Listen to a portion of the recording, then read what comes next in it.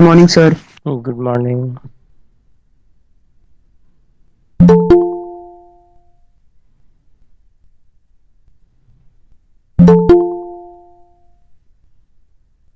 Good morning, sir. Good morning. Excuse me, sir. Huh.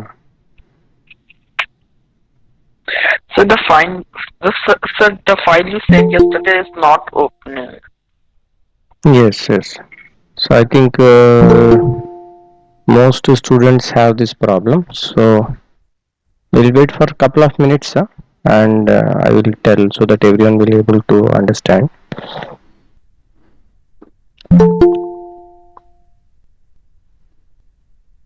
So will there be any project in biology? Yes, there will be a project. So today or maximum by tomorrow you will receive the intimation. I will send the message. Yes.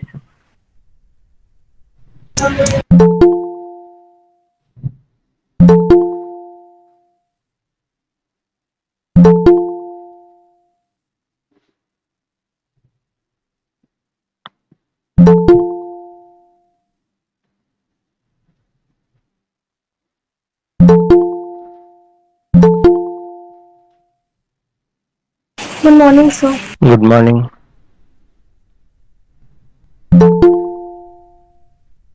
Good morning, sir. Good morning. Good morning, sir. Good morning.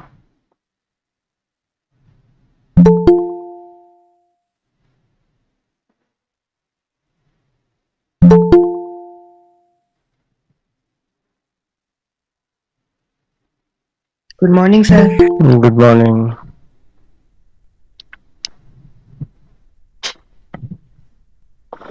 Okay, you can all open your textbooks and what we have studied yesterday, you can just revise.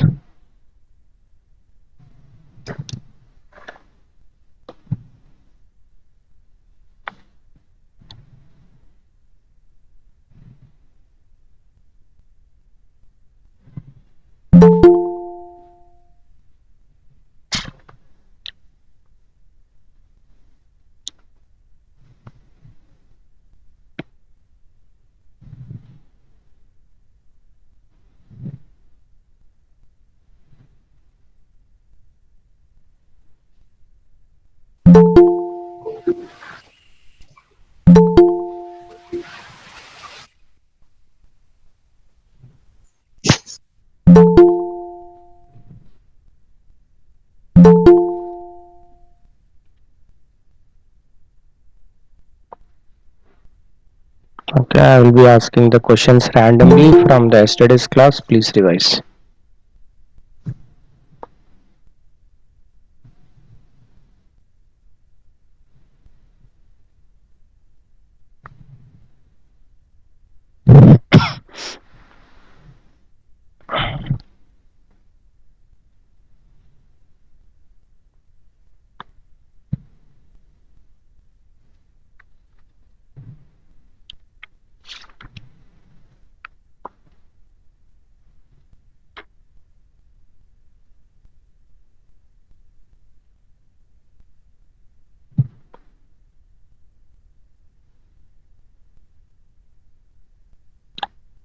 Okay, so Nischay 25.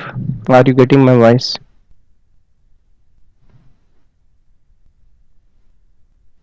Nischay 25.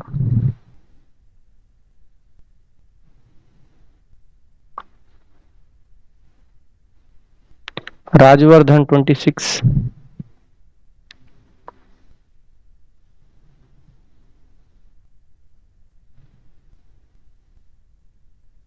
Rishiraj 32.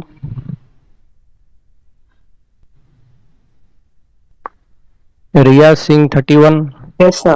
Okay. So Rishiraj, Yes, sir. the question is that in places like in the stomach, the lining of the stomach, which type of tissue will be there?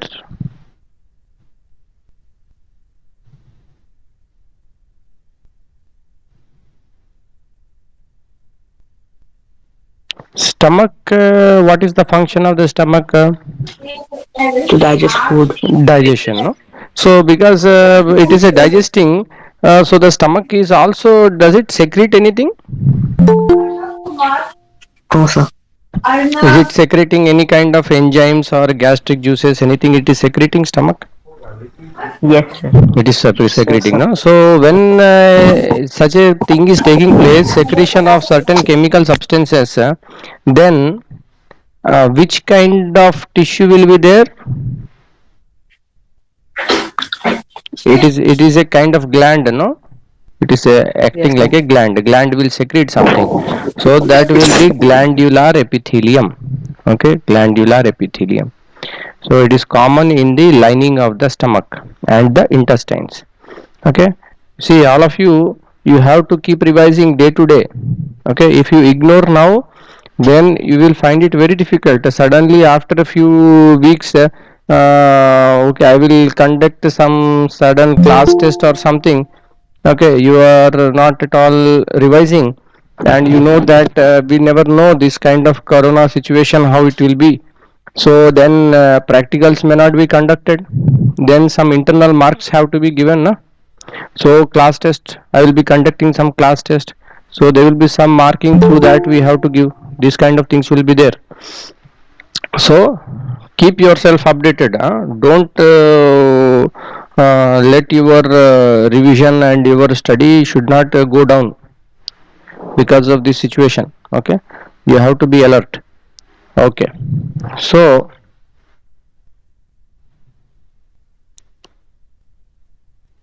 in our previous class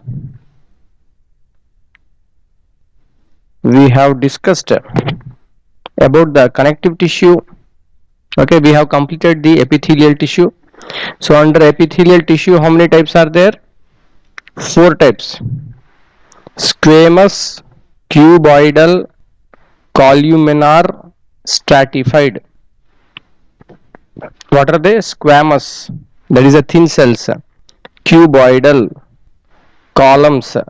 Okay, from cube they become columnar. Next is columnar. Under columnar, ciliated and glandular. And the fourth is the stratified. So these are the 4 types of epithelial tissue. You should be knowing what is the overall how these tissue cells look like and where they are found. Okay, both of these are important. The next type of the tissue is the connective tissue. Under the connective tissue we have the connective tissue proper. So we have discussed about the areolar tissue and adipose tissue. Okay, these two things yesterday we have discussed. Next is coming to the fibrous connective tissue. Fibrous connective tissue, it is made up of fibers or elongated cells. Okay, these are strong and bundled together by the areolar tissue. Okay, so this fibrous tissue is what type of connective tissue? It is coming under the category of connective tissue proper. Okay, it is under connective tissue proper. Under connective tissue proper we have areolar, adipose and fibrous connective tissue. Okay, so now we are looking much more detail specifically into the fibrous connective tissue. Now it is made up of the elongated cells. These are strong and bundled together by the areolar tissue. There are the 2 types of fibrous connective tissue. One are the tendons and other are the ligaments. Okay, this is another confusion point between most of the students, and it is a very favorite question for examiner. Tendon and ligament. Tendons will connect the muscles to bone. Muscle to bone, tendon. Ligament, connect bone to bone and hold them in position. Okay, ligament. So how you will remember this thing?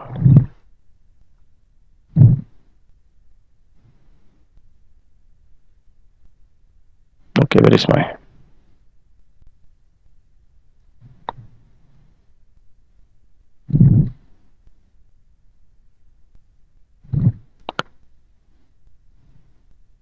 ten tendon,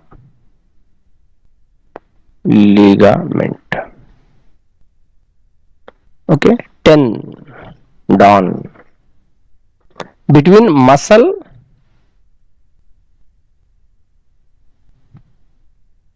and bone.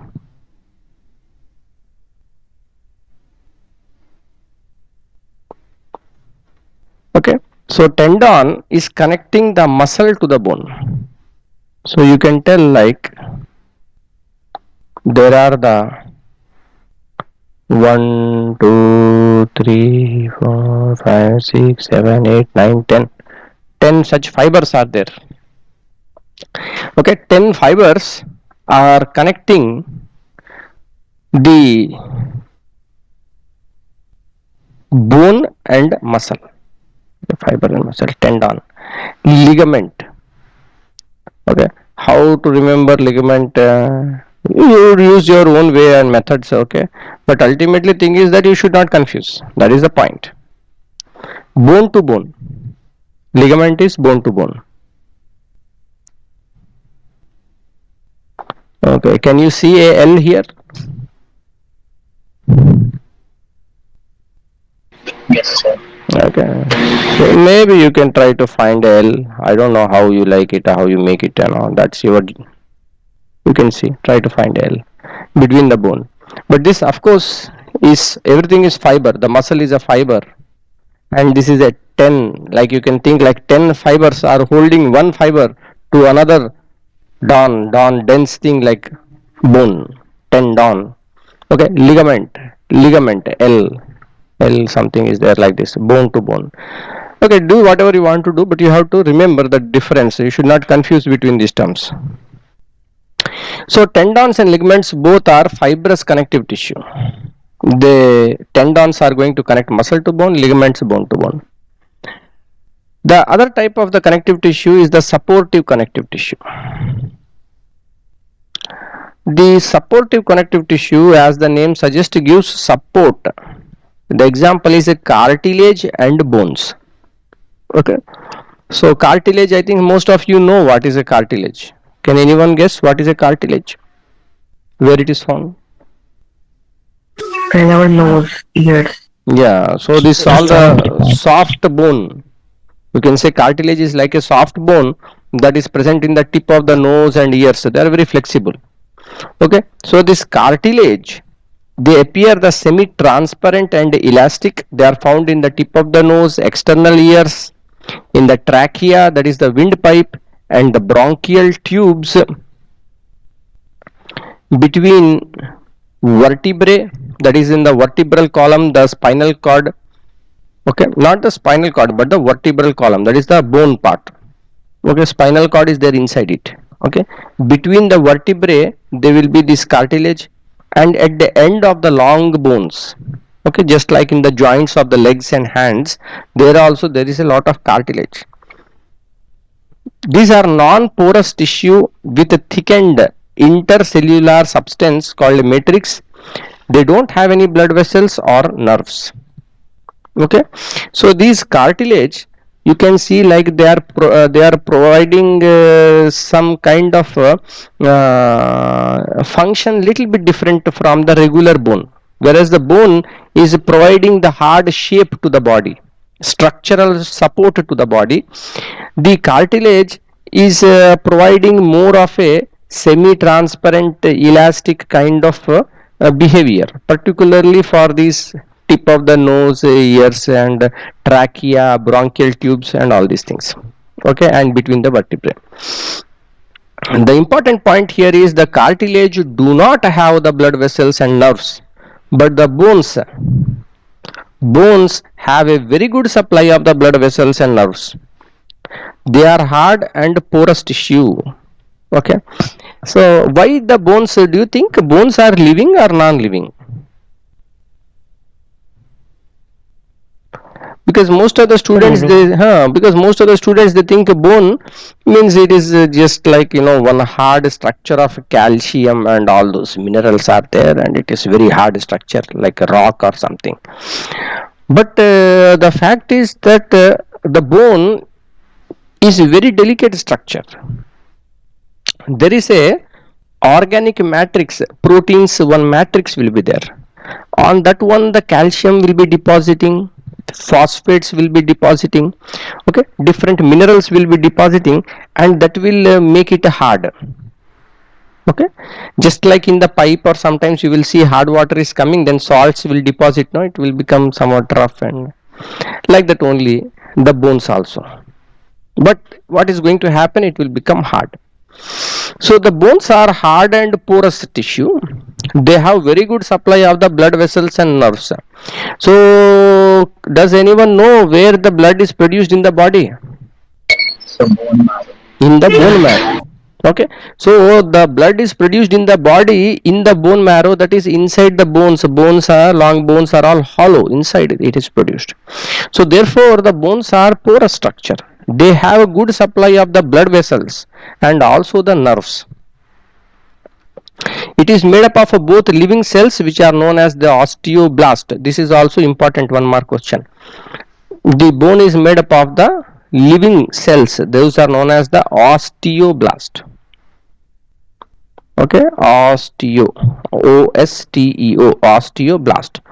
and rigid mass of inorganic salts. Okay, so that is about the bone.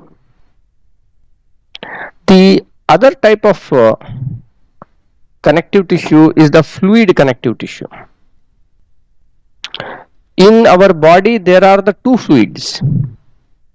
Okay, most of the students, they still think that in the body there is only one fluid, that is the blood. Okay, in our body there are the two circulatory systems are there. In your class 8 also you studied.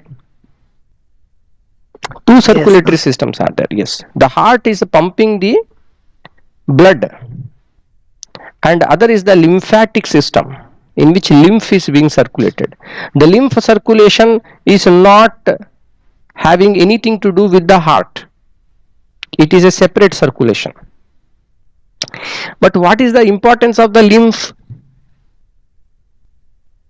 Lymph is rich in what kind of cells? WBC. Yes, white blood cells, WBC, lymphocytes, whatever different names are there for the same thing. Okay, so that is required for the very good immunity, immune system, lymph circulation. So what happens is that blood circulation is under the control of the heart pump, but lymph circulation is if you are physically active. Okay, as you move, that helps in the circulation of the lymph. Okay, so therefore you can imagine a person who is very lazy, okay, not exercising, not moving the body very much, okay, simply watching always a TV or mobile, such a person will automatically have the less lymphatic circulation, immunity will be coming down. Okay, the immune status will be coming down. Okay, now here in the blood, these two are examples of the fluid connective tissue. In the blood, it is composed of the liquid part, which is the plasma, and the cellular part, which consists of the red blood cells, white blood cells, and platelets. Most of you know what is platelets. Platelets, its what purpose? Sir, for clotting of blood. Clotting of blood. Platelets are also called thrombocytes. They are required for the clotting of blood. WBC is for fighting the infections. Red blood cells for carrying of the oxygen. So all these type of cells are coming under the cellular part, whereas the liquid part of the blood is known as the plasma. The lymph, it is the fluid that is surrounding the body cells. The blood plasma that ooze out of the blood vessels, okay, this is the lymph, and it contains WBC but no RBC. Both blood and lymph are concerned with the transportation and immunity. Okay, so these are the different types of the connective tissue. Connective tissue proper, supportive connective tissue, and fluid connective tissue. Three types. This part, this connective tissue is very favorite for framing of the questions. Okay, because you have here difference between cartilage and bone. Okay, and the here the fibrous connective tissue between tendon and ligament. Okay, and areolar tissue is also sometimes very important because coming in the skin. Okay, so one is the epithelial tissue and connective tissue. In this you have any doubts? No, sir. Okay. No, sir. Okay, so next we will be moving to the other type of the animal tissue, which is the muscular tissue. Okay, the name itself is very clear, something to do with muscles, something to do with muscles, muscular. It is required for the contraction and relaxation of the muscles that help in the body movement. Okay, muscles are required for the movement of the body. There are the different types of muscular tissue. Three important types are mentioned in your textbook. One is the striated, unstriated, and cardiac. Cardiac, I think with this you will be able to know it is related to the Heart. heart. Okay, these two terms are somewhat new, striated and unstriated. Okay, so what is the meaning? Let us see. So when we say striated or striped, okay, so some of the snakes, okay, they will have striations. Okay, so if you look at the body, they will be having some kind of design, some kind of pattern. Some pattern will be there. Okay, so we say that it is striped, or even shirts. Sometimes we wear the shirts that what you say, prisoners also wear these striped shirts. Okay, some striped shirts will be there. Okay, like this. Okay, that is called striped shirt. So when you say striped or striated, meaning the same, when we look at the microscope structure of the muscle cell or muscle fiber, some of the muscles will appear like this, like there are some kinds of this design is there. This is like this small striped, this kind of design is there on that one. So that is why these type of muscles we call them as the striated or striped muscles. Which of the muscles are having this pattern? These are the voluntary muscles. They are also known as the skeletal muscles. Okay, voluntary means what? Sir, they are in our control. Under our They are in control. our control. Okay, we want to move our hands and legs, and then that is under our control. That is our voluntary movement, because we want to move. That is our voluntary movement. So such muscles which are voluntary muscles have this pattern, striated or striped pattern. These are also known as the skeletal muscles because they are attached to the skeleton, to the bone. They are found in the arm, leg, neck, etc. 50% of the body weight is composed of these striated or striped or voluntary skeletal muscles. They are made up of the long fiber cells which are nucleated and striated. They have nucleus. You can see a light and dark bands that are running across the fibers. They are under the control of our will. Okay. So these striated or striped muscles, they are almost 50% of our body weight. These have the nucleus and they have this unique pattern, that is a striated pattern or stripes they have. Whereas the unstriated or unstriped, these muscles, they are also called the smooth muscles. Okay, they are called smooth muscles because they don't have those design or patterns, or that striated designs they don't have. Where they are found in the walls of the intestine, helping in the passage of the food. The muscles of the iris of the eye. Okay, what is the iris of the eye?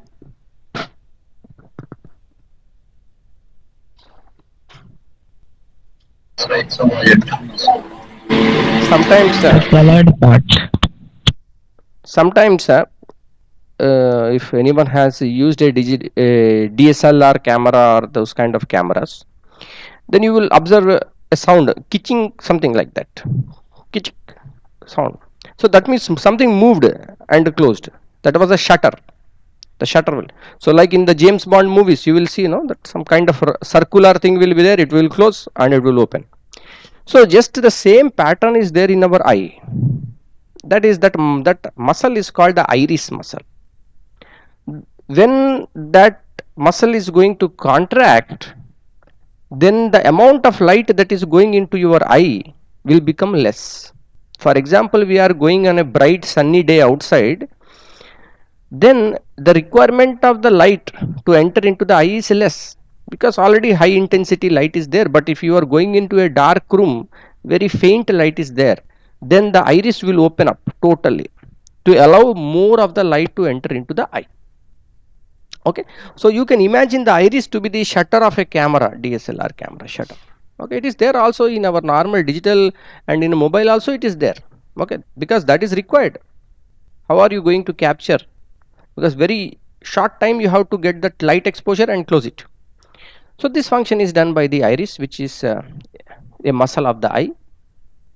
Then in the skin and also in the lining of the blood vessels, urinary bladder, uterus, etc. All of these kind of organs, they have these unstriated, unstriped or smooth muscle.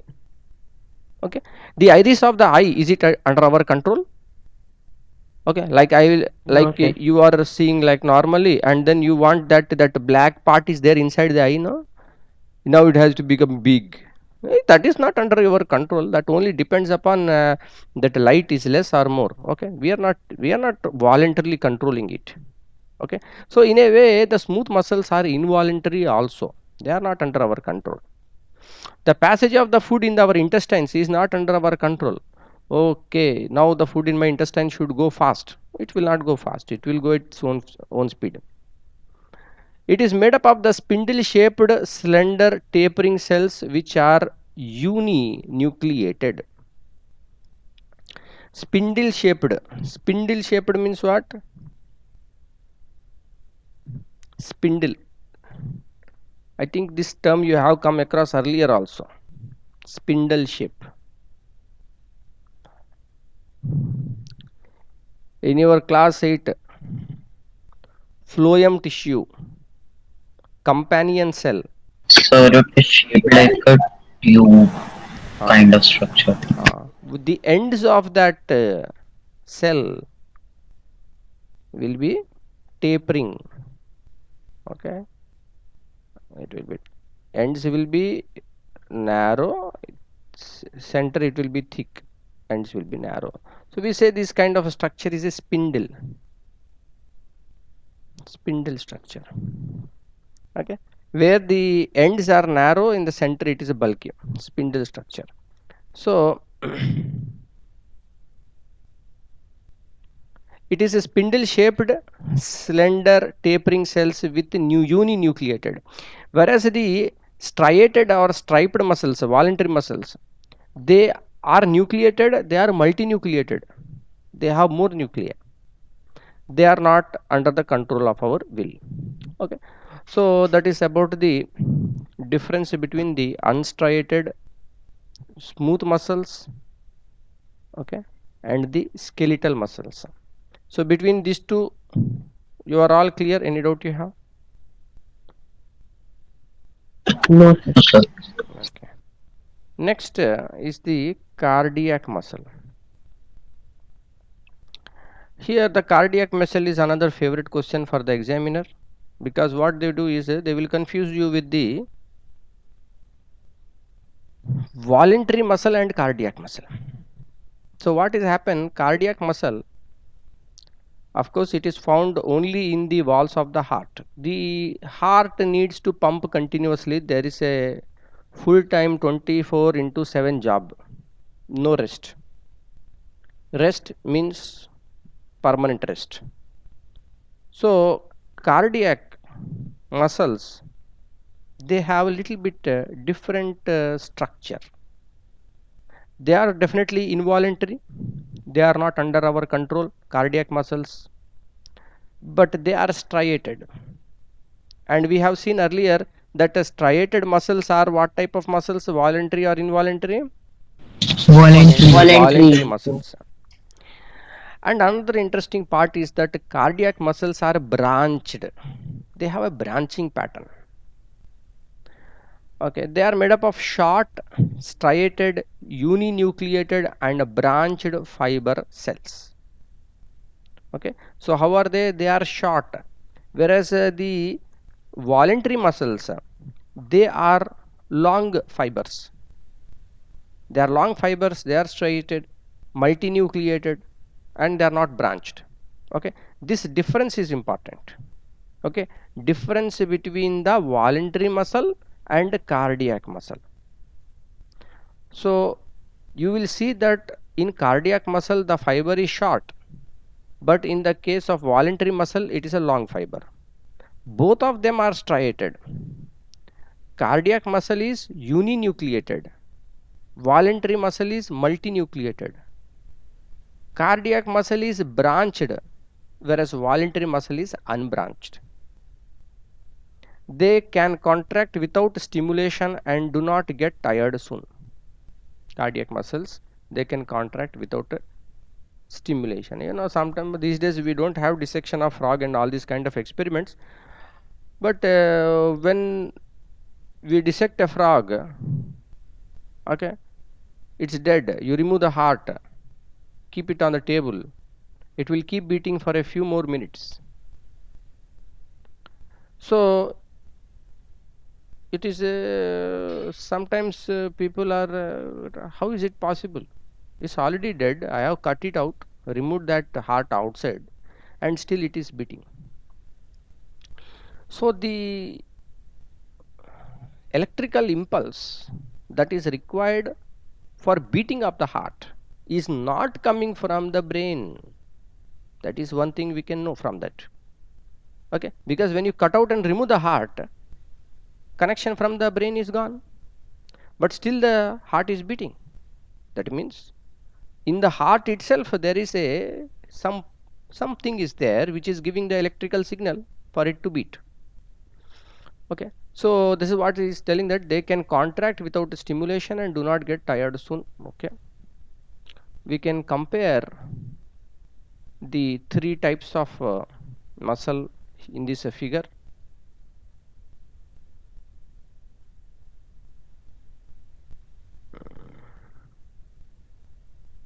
Okay, you see, first one is a smooth muscle, where we are seeing the smooth muscle in intestines and all. Okay, so here you can see, are there any this striations are there, any stripes are there in this one, in the cell structure? You see here, it's smooth, no? No, sir. It's smooth, and it is having, each fiber, each cell is having only one nucleus. So this is what is a Yes, smooth muscle. Then we will compare between the skeletal muscle and cardiac muscle. Okay, like from the hand or leg we are having this muscle. So when we look at this skeletal muscle or voluntary muscle, you are able to see this is under the microscope how it is looking. Like this banding, like bands will be there, a lot of bands will be there. And they are multinucleated. You see, one cell only having a different nuclei, more than one nuclei is there in one cell. Okay, same thing. yes, sir. But when you look at the cardiac one, what is happening, it is also having this banding striations, but it is not multinucleated, it is a single nuclei, and there is a branching, like this kind of branching is there, that is not there here.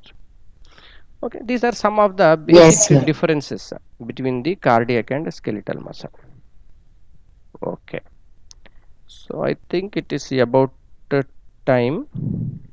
We have only nervous system remaining, but I think your next class also will be soon only, so we will close here. We'll take the attendance. 11:45. 11:40.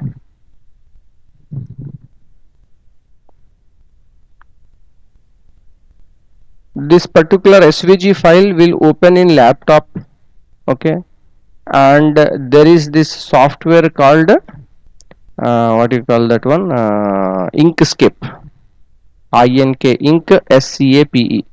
I think last time also I sent the file, I told that one. Okay, so some students are not able to open the file, then you have to download that software in your laptop or desktop. Okay, the software name is Inkscape, Inkscape. Then you can look at this one. Okay, sometimes it can open in your internet browser also, like whatever you are using, Chrome or Mozilla, it will open in that also. Okay, you try, it may open in that also. Both ways it will work. On mobile there is a problem, it doesn't work so well on the mobile. Okay, okay, then I will see you all in the next class. Thank you. Thank you, sir. Thank you. Thank you, sir. Thank you all.